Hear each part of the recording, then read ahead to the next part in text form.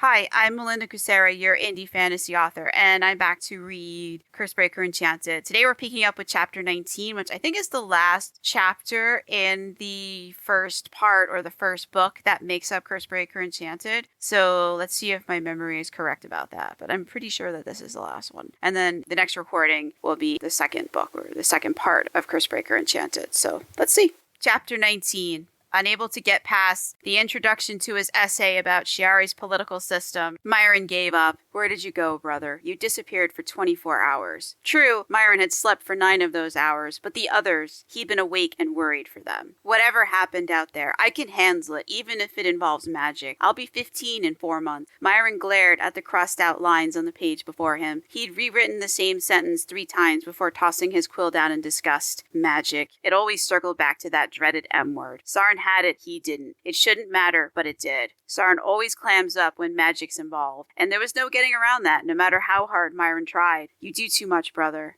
And there was no way to make Sarn cut back either. The stupid fool thought no one would pick up the slack. Myron's conscience pricked him, but he ignored it. I went without supper when I was Rand's age. Missing one meal would make the child appreciate his next one even more. As he yawned, Myron shoved the books he needed for the next day's classes into a worn rucksack. Why did you refuse to tell me what happened? He glared at his sleeping brother's back. With Sarn, there was no knowing because his magic-addled brother functioned on a logic unique to him. The older Myron got, the wider the gap between him and his brother became. Another yawn convinced Myron to retire. He rose unaided and left his crutch leaning against the wall as he hobbled over to the mattress. Myron didn't see the ghost staring at his sleeping nephew, but he felt the intense cold of its aura when he walked through the ghost and left a bit of himself behind. Why is it so cold in here? Myron rubbed his arms and searched for a blanket. As a green flash streaked across the eyes and died out, the sight emboldened the shadows crouching at the cave's corners. They crept closer. Myron shivered harder. He wrapped a blanket around himself and cursed at his brother. Damn you, Sarn! How could someone so thin take up so much space? Curled up on his side, Sarn lay with his back to Myron and his son in his arms. The little rascal looked comfy as he drooled on Sarn's tunic. Jealousy knifed through Myron's heart.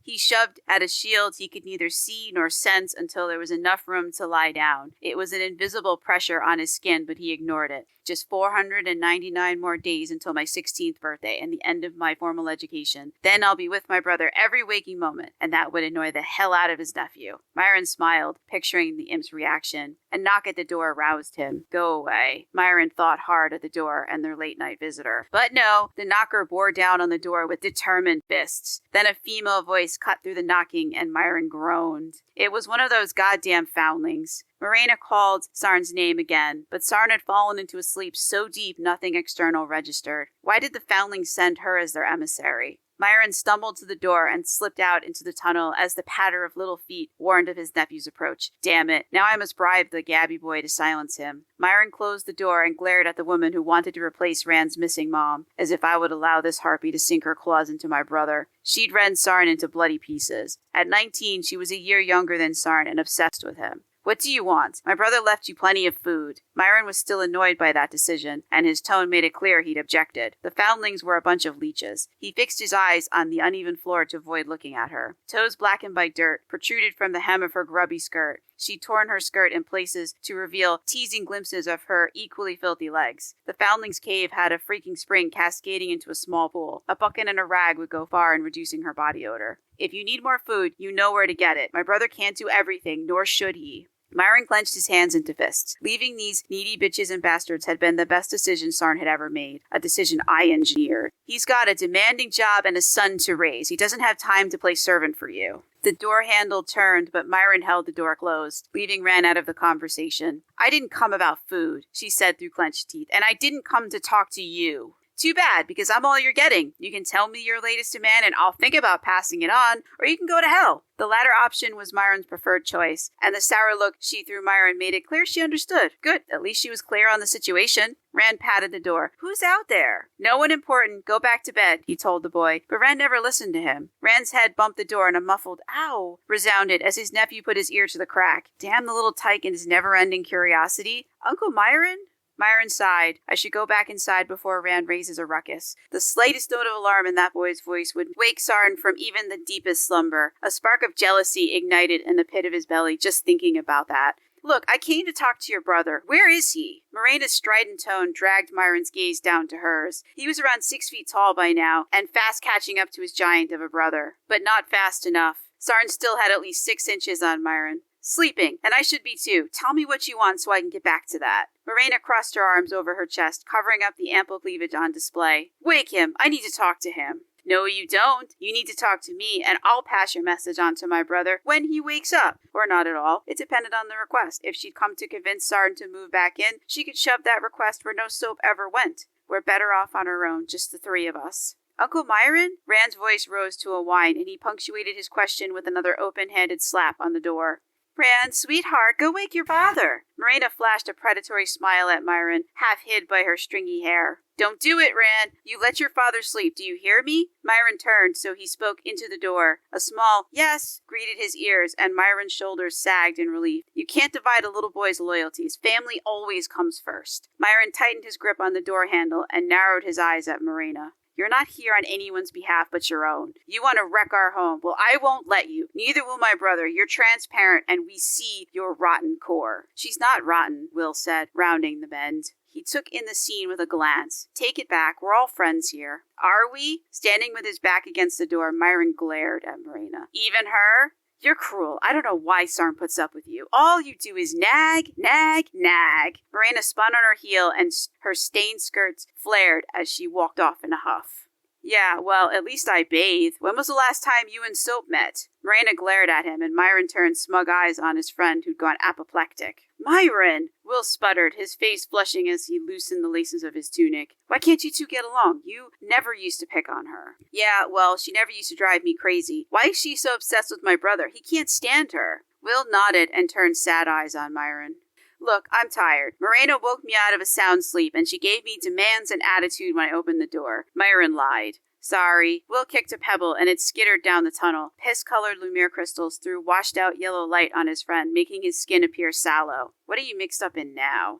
What is it? Myron stood straighter. Did I misjudge Morena? Did some serious matter bring her to our door? What's happened? Will scrubbed both hands through his lank hair. It's nothing serious yet, but... Will lost the thread of his thoughts and stared at the door in search of answers. Time. Will looked at Myron and met his gaze. Time? Myron laughed, but inside he seethed. Not this again. He shook his head. It's just an hour, Will said. Did you say he's back?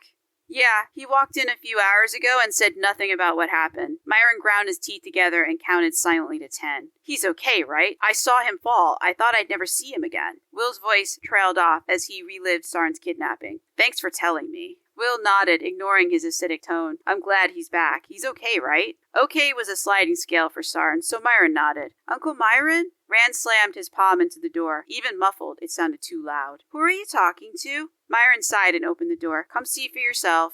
Before Rand could say or do anything, Will crouched in front of the curious boy and advanced his case to a miniature version of Sarn. Hi, Rand. I came to ask for some time. Not for the older foundlings or me, but the young ones. They miss your father. They look up to him. Papa is big, Rand replied, not understanding what Will had meant. Just 1 hour. It would mean so much to them. Get in line. Myron eased his nephew away from the door so he could enter. Will tried to see in, but Myron blocked the door. You want them looking up to Metron? Because they will if your brother doesn't visit soon. Metron, the name jolted Myron. He glared at his friend as Rand squirmed and tried to see around his leg. Who's Metron? A bad person, Myron told his nephew. He narrowed his eyes at Will. He's been hanging around the foundlings, hasn't he? Will nodded. Not every day, but often enough to make an impression. Why? He left 5 years ago and made his own life. Myron's gaze fell to his nephew, whose head had sprouted between his legs. The boy looked up at him, grinned at his ingenuity, and straightened up from his crouch. He doesn't know about Rand, Will said, reading Myron's half-formed worries. How can he? When he left the foundlings, Beku didn't know she was with child.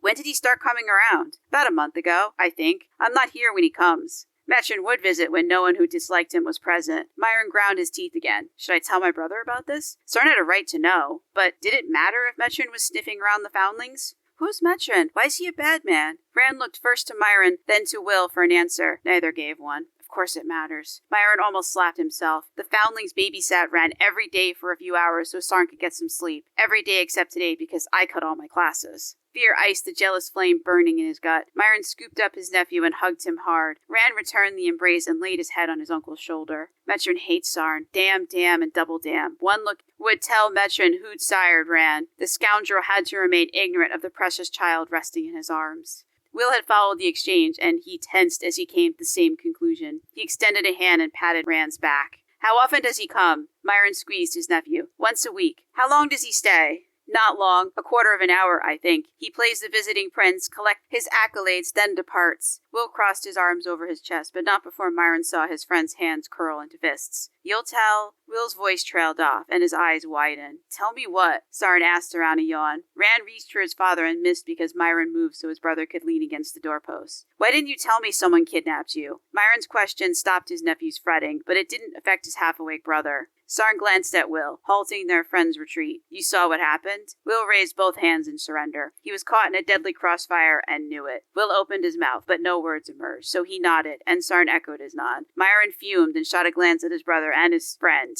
Thanks, I guess, Sarn said around a yawn. No problem. You'd have done the same for me. Will edged toward the bend in the tunnel representing safety. When Sarn made no move to explain what he and Will were not talking about, Myron rounded on his brother. So Spill, what happened? What were you thanking Will for? Because you aren't thanking him for telling me, and while we're on that subject, why did I have to find out from my friend instead of my brother? Sarn ignored the invitation to explain himself. Those glorious green eyes unfocused, and the arms crossed over his chest fell to his sides. Emotions fled his face. All kinds of things, none of them verbal, passed behind those twin rings of emerald flame as they drew everything and everyone into them. Myron snapped his fingers in front of his brother's face. Hey, come back to me. Sarn blinked and rubbed his eyes, breaking the spell. Where did you go? Myron asked. I don't know. Sarn shook his head. His voice was a thread and it snapped. I think I need to lie down. Sarn staggered toward the sheet-wrapped straw affair they pretended was a mattress. Myron put his nephew down. Worry pinched Rand's face as he crawled into the arms, waiting to gather him in. Papa's hurt? No, just tired. Sarn had almost said something else, but his magic had forced him to change it. What did you almost say? Myron pursued that question after he threw the deadbolt. Landing on the mattress beside Sarn, he prepared for a verbal battle. Tell me what happened. I'm 14, not 4. I can handle it. It couldn't have been that bad if you're here to talk about it. Rand shot his uncle a glare at the mention of his age and the implied insult. Myron patted his nephew on the head to mollify him. Silence reigned, and Myron bit the inside of his cheek to keep from making any more demands. He pieced the story together from whatever tidbits his brother gave him. Damn Sarn and his secrecy to the coldest pit of hell. At dawn, I went aboard a ship to unload something. I felt a sharp jab, and everything went black. I woke up in the middle of a forest, and I spent the whole day trying to get back. You didn't tell me because you thought I couldn't handle it. Myron shook his head. Anger boiled his blood and perhaps his bones, too. Sarn had handed him the edited version again. More had happened, but he'd get nothing more out of his brother tonight. Myron bit his lip to keep from spewing the hateful words burning on his tongue. No, I didn't want to worry you. It's done and over. Sarn caught his brother's eyes, and his irises ignited. Green fire spun, creating a vortex, and it drew Myron into those emerald depths. He fell toward old secrets Sarn kept from him because his elder brother was a bloody damn fortress. I won't let it happen again. Sarn slammed his fist down on the mattress, then glanced away, breaking the partial gaze lock. What did Will want? It'll keep until tomorrow, Myron lied. I need to do a bit of research. You know how they are. Myron waved in the general direction of the foundlings, always jumping at shadows. You'd think their numbers would prevent that, but they don't. Will just handed me the perfect opportunity to prove I'm trustworthy. Tomorrow, he'd thank Will and ensure Rand's silence on the matter. At least tomorrow, the boy would stay with Sarn all day, giving Myron time to come up with a plan to safeguard his nephew. He fell asleep, still scheming about tomorrow. A patch of shadow cartwheeled across the room the instant Myron's breathing slowed. The sudden movement broke Sarn out of the light doze he'd fallen into while waiting. Shade ended that acrobatic run with a flourish before dropping into a crouch. Why is the entire world dropping in for a visit tonight? Sarn rubbed his tired eyes. Boo! Shade said. His friend's smoke-ravaged voice gave the word a spine-tingling edge. Mottled gray fabric hid Shade's face, but 2 almond-shaped holes allowed his friend to see out. I saw you sneak in behind my brother. His magic had also pointed Shade out the instant Sarn had awoken. Shade pounded a gloved fist into an open palm and indulged in some head shaking. One day soon, I'll sneak up on you. You'll see. Oh yes, you'll see how sneaky Shade can be. After delivering that rhyme, Shade pushed to a stand. His friend swept a cloak-draped arm out in a dramatic gesture, then sat down hard. More head shaking followed, the kind signaling a dizzy spell. Are you on something? Sarn couldn't help asking. You know my drug of choice is life itself. From its marrow, I suck all for myself. Are you drunk? Because you're making less sense than you usually do. Only on the wine of life, my friend. Join me in the dance of ages where His androgynous friend muttered while seeking a word to rhyme other than coin. Shade had survived a fire many years ago, and the experience had warped body, voice, and psyche. By the time Sarn had met Shade, the whole head-to-toe gray cloth ensemble had become a habit, leaving no hint of gender. Sarn shook his head and got up. Nobody took care of anyone without him around. Shade rose, but he set a hand on his odd friend's shoulder. No, you sit here and watch my son. Shade made another attempt at rising until Sarn handed his son to Shade, who accepted the boy with stiff arms. Shade's dark eyes widened in surprise. Rand opened an eye. When he recognized Shade, he wriggled into a comfy position so he could track his father's every move. I'm not going anywhere. I'm fixing something to eat, so... Sarn trailed off. In his head, he referred to Shade without specifying a gender. Applying the pronoun it to a living person felt wrong. Shade doesn't pass out. Sarn patted his son's shoulder and Rand nodded. When he turned to make good on his plan, Shade caught his sleeve. You trust me? You're the one who told me he existed. Sarn let the sentence hang. 4 years later, the truth still stung. Rand's mother had planned to raise their child on her own without ever telling him he had a son. Sarn pulled a box from the crenellation high on the cave wall and fought the urge to smash it. Instead, he withdrew the red Lumiere crystals. Magic coated his skin, protecting Sarn from their fiery touch as he heated some leftover stew. Beku's gone, either dead or fled. Rand's my son, and I'm raising him as best I can. You don't have to starve. I've always got something. Usually it's edible. Shade made no reply, and the silence suited Sarn. He could dig out a reason for Shade's visit later, when memories stopped trying to drag him back to that night. 4 years ago, awakened from a nightmare, Sarn looked straight into Shade's eyes. A gaze lock seized him, dropping Sarn down a fiery well of pain. His flesh melted as the fire roasted Shade alive. This was Shade's memory. Sarn realized as it shattered. Something had interrupted the gaze lock. Sarn struggled to focus on the gray form leaning over him as the disorientation faded. What's happened? Words tumbled out of Shade's mouth. Baby and Beku, followed by, you must come now. Sheets scratched as they fell away. Cold metal met his bare soles when he descended the ladder from the triple stack of bunk beds in the Rangers' barracks. Hurrying through empty corridors, the word baby had beat a metronome of doom in Sarn's brain. Whose baby? What trouble was it in? Why fetch me? Shade's smaller hand had grasped his, tugging Sarn through that dreaded infirmary to a cradle. The glow of his eyes had lit a tiny thing with stubby arms. The baby had turned its lemon-shaped head and looked right at him. Those milky green eyes said in a language of blood and magic, I am yours and you're mine. Then the baby howled. Tiny fingers had reached for Sarn. Then he was sliding down a wall, clutching the baby in his shaking arms. One thought had beaten his brain. Hold onto the baby. And he had. Nearby, someone was talking. The healer, maybe. He was saying crazy things. How could this child have been dying before I came here? It didn't make sense, nor could he focus on it because the baby's pale green eyes were locked onto his, and nothing else mattered. Sarn blinked away the memory. Somehow my presence that night saved my son's life. I still don't understand why. I just know it did. Maybe the reason no longer mattered since he didn't plan on having any more children. Still, he owed Shade an unpayable debt. When Sarn had the red Lumiere crystals stowed out of Rand's reach, Sarn brought the stew over to his friend. He traded food for his son and collapsed onto the mattress. I haven't seen you in 3 months. His head felt stuffed with metal. There was something off about Shade. It scratched at the back of his mind, but he was too exhausted to figure out what. Fine, keep your damn secrets. You didn't ask my name. Something in Shade's quiet reply made Sarn bite back the scathing retort he'd had ready. Playing the usual game might net me some answers if I can stay awake long enough to play it to its conclusion.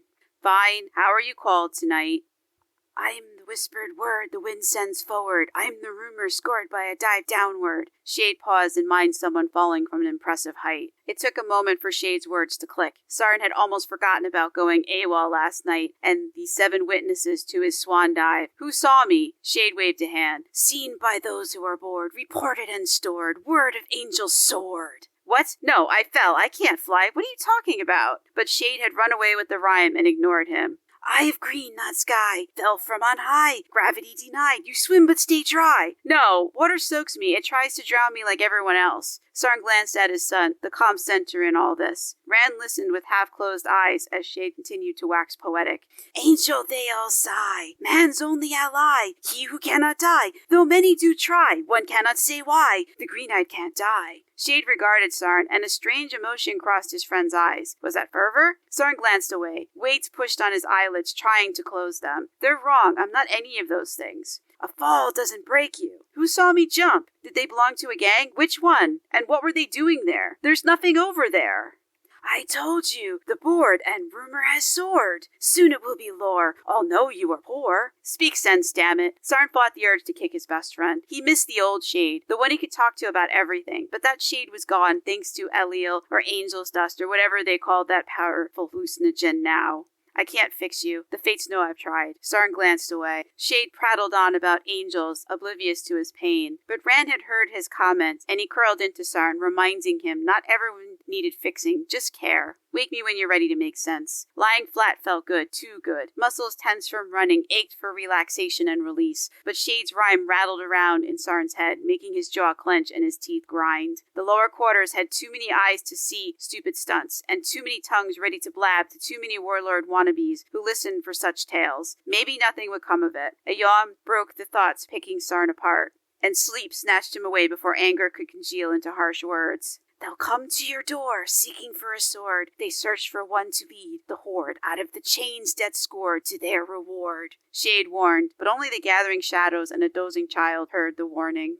When Shade's story ended without a proper ending, Rand frowned at Shade. He opened his mouth to ask what happened next, but stopped when Shade touched Papa's boot. Magic sang its sleep song, a deep thrum vibrated Papa's bones, and emerald light pushed past his skin, wrapping Rand in bright wings of power and protection. It excluded Uncle Myron. As usual, no playing with the magic now. Papa slept too deeply to allow it. His magic was in full sentry mode, keeping a glowing eye on everything. Where Papa's fingertips brushed the ground, emerald light pooled. Sparks leaped up his fingers and streaked across his arm, jumping from him to Rand. It worked its way into his muscles, bones, and organs, making Rand's skin tingle as magic dripped into a reservoir carved at birth to store it. Papa's magic filled him up, but he didn't glow. Maybe tomorrow I will. Rand yawned as he listened to Papa's heartbeat as an accompaniment to the magic song. That rhythmic beating changed to voices swelling as they chanted the same word. Rand tried to parse the words syllable by syllable, but each repetition dragged sleep a little nearer. Movement startled Rand. Had the thing he'd sensed coming finally arrived? It might have. There'd been an awful lot of visitors tonight. Footsteps interrupted the quiet. Someone else was awake. Who? Rand squirmed, then blinked tired eyes at Shade. Papa's strange friend held one of his boots. Shade should stop. The magic preferred people to keep their hands off Papa. While Shade removed a sock spotted with red, the magic readied itself to strike. What are you doing? Rand asked. Sleep, little one, loved. Fly to dreamland, dove. There to soar above, little one so loved.